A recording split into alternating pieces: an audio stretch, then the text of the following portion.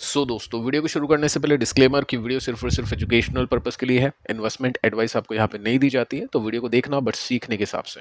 बाकी इससे पहले एक वीडियो मैं आपको दे चुका हूँ, उम्मीद करता हूँ कि आपने इसको देख लिया होगा। नहीं देखा तो आप इसको जरूर से देख लेना। लेटेस्ट न्यूज़ हमने यहाँ पे कवर की है और भी काफ़ी सारी खबरें हैं जो हमने यहाँ पे डिस्कस की है, जो मार्केट के लिए काफ़ी इंपॉर्टेंट है।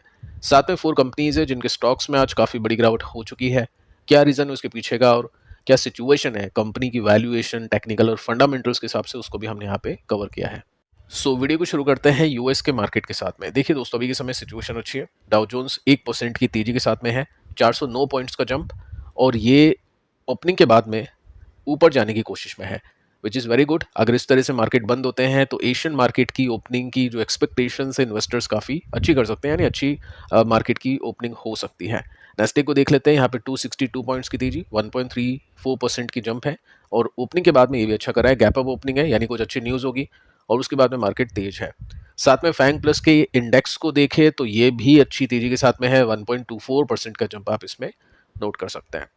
अब देखिए दोस्तों, रीज़न क्या है, न्यूज़ क्या है, उसको चेक करते हैं। यूएस के स्टॉक्स ऊपर है क्योंकि ईरान और इजराइल का जो सीज फायर है उसको लेकर काफ़ी पॉजिटिविटी है। अब लेटेस्ट न्यूज़ मैं आपको बताना चाहूँगा, पिछले वीडियो में हम डिस्कस कर चुके हैं कि सीज फायर हुआ था कुछ टाइम तक के लिए। उसके बाद में कहा यह जा रहा है इसराइल की तरफ से कि ईरान ने अटैक कर दिया, और इसके बदले इसराइल ने ईरान के ऊपर वापस से अटैक कर दिया। अब ईरान अपनी इस बात को रखने के लिए कि हमने अटैक नहीं किया, उसने कहा है कि इसराइल ने ड्रोन से पहले अटैक किया था, उसके बाद में हमने किया है। अब देखिए, एक्चुअल नहीं पता है किसी को कि किसने पहले अटैक किया, लेकिन यहाँ पे सीज फायर का उल्लंघन हुआ था, और उसकी वजह से क्या हुआ, मार्केट के अंदर एक नेगेटिविटी छाई।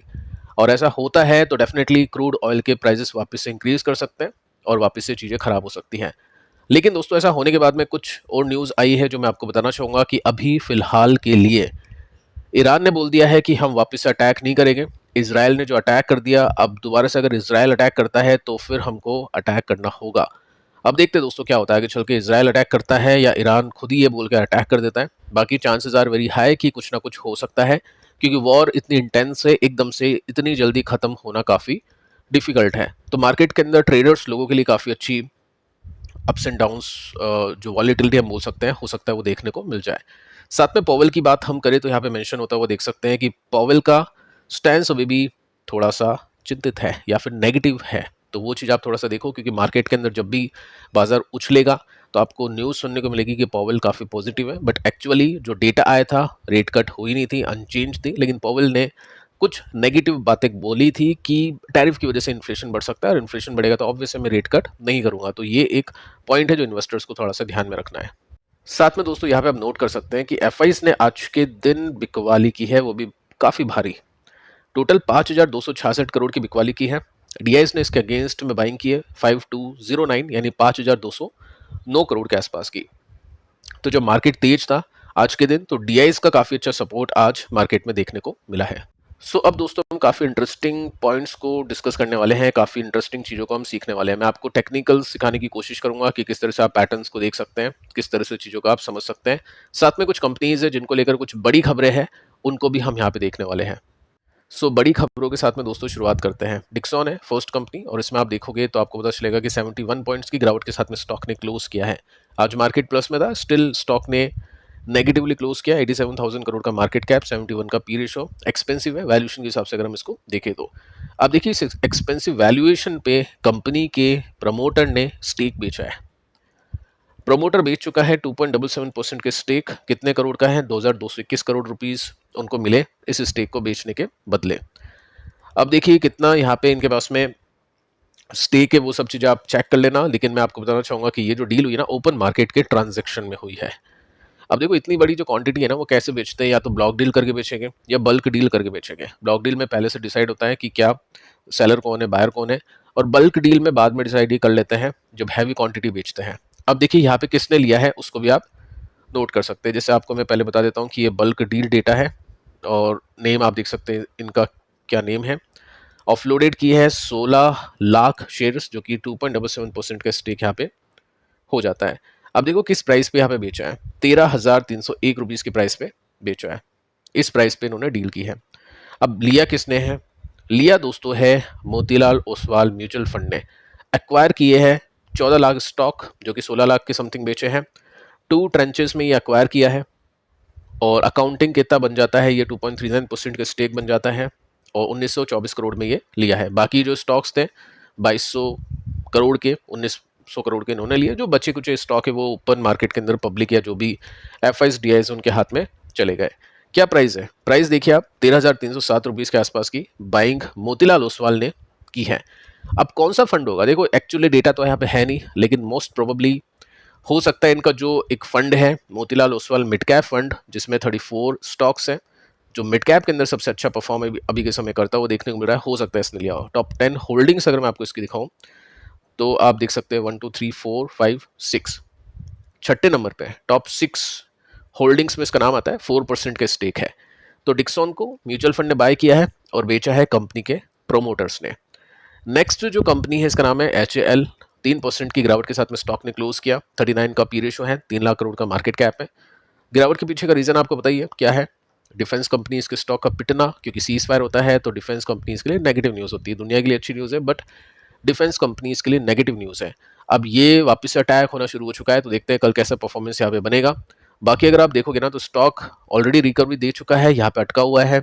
ये पैटर्न फैंग ETF के इंडेक्स में भी बन रहा है अभी के समय और निफ्टी में भी बन रहा है, तो उस हिसाब से ये परफॉर्म कर रहा है। फैंग मैंने आपको क्यों बोला, इससे कोई कनेक्शन नहीं है, रिलेशन नहीं है, जस्ट आपको थोड़ा सा ध्यान होना चाहिए कि अभी क्या चीज़ चल रही है, कौन सी टेक्निकल्स में क्या सिचुएशन अभी चल रही है। देखो दोस्तों, न्यूज़ है कि इस कंपनी के चीफ ने बोला है कि 6 तेजस जो जेट है रेडी है, बट उसमें जो GE इंजन लगेगा वो पेंडिंग है। अब इंजन के बिना जेट क्या ही हो सकता है, ठीक है? तो ये काफ़ी इंपॉर्टेंट है ऑब्वियस है ये engine. F414 engine production to start in India. अब ये जो प्रोडक्शन है ना ये स्टार्ट होगा इंडिया में। So good news. और मेरे हिसाब से ये ओपन मार्केट के अंदर आई थी और ओपन मार्केट के अंदर आई है, लेकिन इम्पैक्ट कुछ खास हुआ नहीं है क्योंकि मार्केट अभी वीक था, ऑलरेडी ये चल चुका है और डिफेंस कंपनीज को लेकर वैसे भी नेगेटिव न्यूज़ थी। साथ में दोस्तों आप नोट करोगे ना तो यहाँ पे मेंशन कर रखा है कि इस कंपनी ने प्लान किया है 6 तेजस डिलीवर करने के लिए इंडियन एयरफोर्स को बाय मार्च 2026 तक, बट इंजन डिले हो चुका है US से।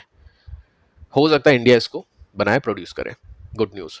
साथ में दोस्तों आप नोट कर सकते हैं टाटा मोटर्स को लेकर भी एक खबर है। स्टॉक ने आज कुछ नहीं करा, ना ही तेजी ना ही मंदी। देखो वैल्यूएशन देखो, काफ़ी लोग कंफ्यूज होते हैं कि इतना सस्ता स्टॉक है, टाटा का ब्रांड है तो 10 का पी क्यों है, इसको तो दबा के लेना चाहिए, इसको तो पोर्टफोलियो में खरीद के इसको प्रमोटर बन जाना चाहिए अपने को, ऐसा लगता होगा इन्वेस्टर को वैल्यूएशन देख के, बट एक्चुअली ऐसा नहीं है। आपको बताना चाहूँगा कि कंपनी का जो इतिहास है स्टॉक का वो कुछ इस तरह से है। और ऐसी जो भी कंपनीज होती है ना उसको आप हाई रिस्की हाई रिवॉर्डिंग मानते हैं, ट्रेडर के लिए बहुत अच्छी होती है, इन्वेस्टर्स का पसीना छूट जाता है ऐसी कंपनीज को होल्ड करने में, क्योंकि टाटा मोटर्स है ये बीच बीच में घाटा मोटर्स बन जाता है। आपने देखा यहाँ पे स्टॉक गिरा 80-90% घाटा हुआ था इसको, यहाँ पे घाटा, यहाँ पे घाटा। अभी नुकसान नहीं है लेकिन ठीक है, कुछ खास प्रॉफिट भी नहीं है। तो चीज़ें इस तरह से प्ले हो रही है। मैं आपको एक और चीज़ इसमें बताना चाहूँगा कि यहाँ पे आप देखोगे तो कुछ आर्टिकल्स छपने शुरू हो चुके हैं जो काफ़ी नेगेटिव है। अब इसका मतलब ये भी हो सकता है कि मार्केट अभी नेगेटिव, तो हो सकता है नेगेटिव छाप दिया, एक्चुअली में ऐसा नहीं हो। आपको क्या लगता है कि टाटा मोटर्स में जो अभी डी मर्जर होने वाला है वो कंपनी के लिए फायदेमंद होगा या कंपनी के लिए खराब होगा?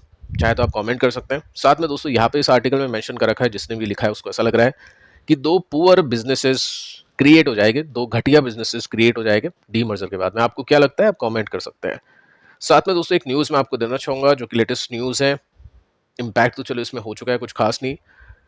ग्रुप के CFO ने वार्निंग दी है कि JLR का एबिट ड्रॉप कर सकता है 5 to 7% due to US tariff. Impact क्यों नहीं हुआ? क्योंकि बाजार को पता है जो टैरिफ अभी खेल रहे थे उसमें आपने देखा ऑटो कंपनीज के स्टॉक्स गिरे थे, तो ऑलरेडी स्टॉक्स नीचे आ चुके हैं। तो ये रीज़न है कि मार्केट को लग रहा है कि अगले कुछ क्वार्टर्स में नंबर्स अच्छे नहीं आएंगे, तो ये जो EPS की बिल्डिंग है वो नीचे जाएगी और इसकी वैल्यूएशन ऊपर चल जाएगी, जो पहले भी हो चुका है। आपने देखा यहाँ पे कंपनी नुकसान में, वैल्यूएशन 60, फिर कंपनी प्रॉफिट में नीचे, ठीक है। ये सब चीज़ें आप देखो, मतलब इस तरह की जो भी कंपनी आप देखोगे ना जिसमें वैल्यूएशन का जो चार्ट है इस तरह से टूटा फूटा देखने को मिल रहा है, उसका मतलब यह है कि कंपनी सॉलिड रिस्की है। डेफिनेटली यहाँ पे आपको लगेगा कि रिस्की नहीं है टाटा मोटर्स है, लेकिन एक्चुअली देखें तो कंपनी सुपर रिस्की है। वो चीज़ आपको थोड़ा सा देख के चलना है। और साथ में अगर मैं आपको बताऊं तो FIs चलो इसमें बिकवाली कर रही है, DIs इसमें बाइंग कर रही है, विच इज़ वेरी गुड, लेकिन जो FI का स्टेक बिक रहा है 20 से 17, उतना DI ने लिया नहीं है। फिर लिया होगा पब्लिक ने, यस डेफिनेटली 20, 21, 22, ठीक है। तो ये सब चीजें आप इसमें नोट कर सकते हैं। इसके बाद में नेक्स्ट कंपनी है टाटा टेक। इसको लेकर भी एक न्यूज है, नेगेटिव है, और कंपनी ने बताने की कोशिश की है, एनडीटीवी प्रॉफिट पर इसका इंटरव्यू है, आप भी देख सकते हैं कि pace of new deals first quarter has been slower than anticipated, tariff की अनसर्टेनिटीज की वजह से।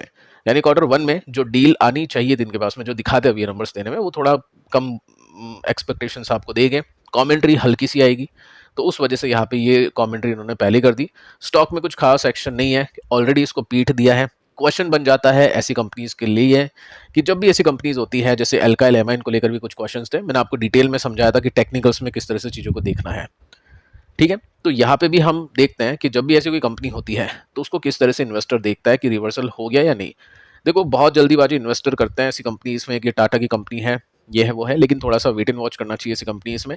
यहाँ पे आप देखोगे तो ये रेसिस्टेंस लिया, उसके बाद में ये एक रेसिस्टेंस है, तो अभी तक इसमें रिवर्सल नहीं हुआ है। प्रॉपर रिवर्सल के लिए फिर आपको यहाँ को इसको ब्रेक करना होगा, तब जाके एक स्विंग रिवर्सल मानेंगे। तो बहुत टाइम है अभी, आराम आराम से, हो सकता है कुछ क्वार्टर के नंबर्स देखोगे आप, उसमें पता चलेगा आपको क्या सिचुएशन क्या नहीं है। बाकी अभी ऐसा कुछ रिवर्सल इसमें देखने को नहीं मिला है। अब देखिए दोस्तों, टेक्निकल्स के ऊपर बातचीत करते हैं। एक पैटर्न है जिसको हम बोल सकते हैं कप एंड हैंडल पैटर्न। ये आप देख सकते हैं, ये कप है और ये इसका हैंडल है। तो जब भी ये ब्रेकआउट करता है ना, तो ब्रेकआउट करने के बाद में तेजी की एक्सपेक्टेशंस होती है। कोई गारंटी नहीं है कि हर बार तेजी होगी, लेकिन हाँ एक्सपेक्टेशंस होती है। बोल सकते हैं 10 में से 6-7 बार तेजी बनती है, क्योंकि ब्रेकआउट होता है और ब्रेकआउट के बाद में बड़ी बाइंग हो जाती है, ठीक है। तो यहाँ पे आपको खेल पता है, नहीं पता है तो मैं आपको दोबारा बताना चाहूंगा। ये रेसिस्टेंस होता है, यहाँ पे सेलर्स एक्टिव होते हैं, बड़े प्लेयर्स, म्यूचुअल फंड भी हो सकते हैं, एफआईस भी हो सकते हैं। उनको ऐसा लगता है कि ये जो वैल्यूएशन है कंफर्टेबल है, इसके ऊपर स्टॉक नहीं जाना चाहिए, तो यहाँ पे हम ऑर्डर्स लगा देते हैं। और जब जब स्टॉक यहाँ पे आएगा, बड़ी बिकवाली होगी, स्टॉक नीचे, वापस से बिकवाली, वापस से नीचे। लेकिन मान लो कोई बड़ा बायर आ गया, 1 लाख स्टॉक्स बेचने में लगे हुए हैं, कोई 2 लाख का बायर आ गया, तो ये स्टॉक तो सारे बिक जाएंगे, कुछ बचा नहीं, तो एकदम से ब्रेकआउट होगा।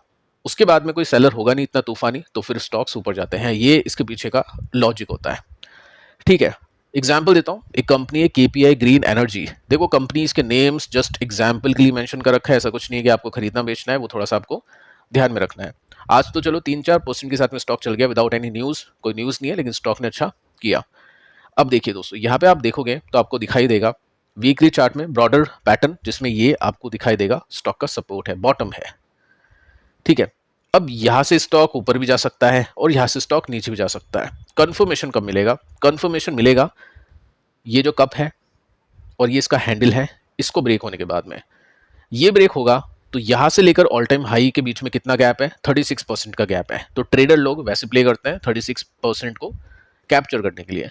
अब इन्वेस्टर लोग जिसको सही में लग रहा है कि कंपनी हाँ अच्छा कर देगी, कंपनी के अंदर कोई दिक्कत नहीं, ऑर्डर अच्छा आ रहे हैं, नंबर्स अच्छा आ रहे हैं, वो हो सकता है शॉर्ट टर्म का चार्ट देखें, जिसमें अगर आप देखोगे तो यहाँ पे क्या है, रेसिस्टेंस बने हुए हैं और ये एक सपोर्ट बना हुआ है। तो जब तक इसके ऊपर सस्टेन करेगा बहुत अच्छी बात है, टेक्निकल पॉजिटिव हम मानेंगे। लेकिन अगर इसको तोड़ देता है तो टेक्निकल हम इसमें नेगेटिव मान सकते हैं। तो ये सिचुएशन अभी इस कंपनी के स्टॉक में बनी हुई है। आपको क्या लगता है कि इसमें कप एंड हैंडल जो पैटर्न है वो ब्रेक होगा या नहीं होगा? आप कमेंट करके बता सकते हैं। सेकंड कंपनी है नेटवेब। यहाँ पे आप नोट करोगे तो इसमें आपको पता चलेगा कि स्टॉक अभी इसी तरह का पैटर्न बना रहा है, जिसमें ये बॉटम है और साथ में आप देखोगे तो ये इसका कप है और ये हैंडल है।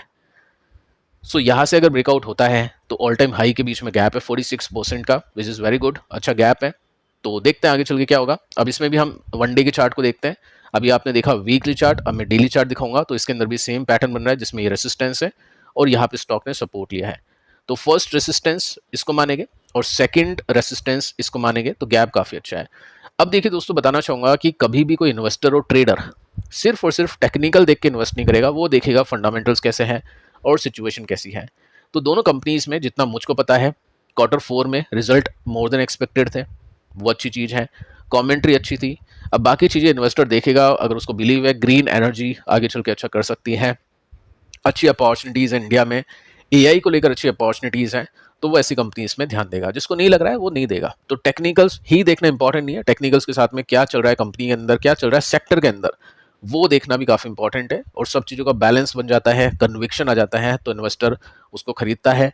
फिर उसको पूछने की आवश्यकता नहीं पड़ती है दोस्त से व्हाट्सएप करके कि ये स्टॉक चलेगा नहीं चलेगा, वो अपनी होल्डिंग बढ़ाता है और अपने जो भी स्टॉक है उसको होल्ड करता है आराम से, जब तक उसका कन्विक्शन ब्रेक नहीं होता है। ठीक है, बाकी कमेंट करके बताइए दोस्तों, ये 2 कंपनीज मैंने आपको बताई हैं। आप भी बता सकते हैं अपनी स्टडी के हिसाब से, आपने भी स्टडी की हो किसी कंपनी के ऊपर चार्ट के अंदर, तो आप लिख सकते हैं नेम जिसमें भी कप एंड हैंडल पैटर्न बन रहा है, ताकि जितने भी लोग उस कमेंट को पढ़े वो अपनी स्टडी करें और ज़्यादा से ज़्यादा सीखे, होमवर्क भी उनका हो जाएगा। बाकी इस वीडियो को आप देख लेना। आज के लिए इतना ही, मिलते हैं कल किसी और वीडियो में किसी और इन्फॉर्मेशन के साथ। तब तक के लिए शुभ रात्रि।